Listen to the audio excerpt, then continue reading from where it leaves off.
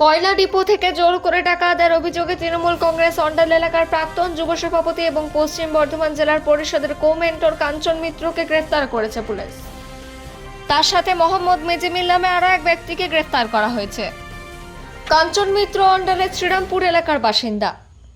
জানা গিয়েছে, অভিযুক্তদের বিরুদ্ধে স্থানীয় কয়লা ডিপো পরিচালকদের কাছ থেকে জোরপূর্বক টাকা দাবি করার অভিযোগ উঠেছে। অভিযোগ পাওয়ার পর পুলিশ ঘটনার তদন্ত শুরু করে এবং অভিযুক্তদের হেফাজতে নেয়।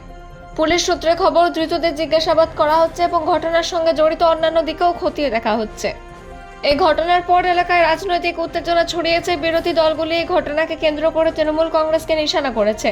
যদিও তৃণমূলের পক্ষ থেকে এখনো পর্যন্ত কোনো সরকারের প্রতিক্রিয়া সামনে আসেনি।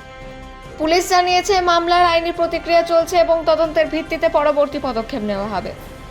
অন্ডাল থেকে অজিত মিশ্রা, রিপোর্ট নিউজে।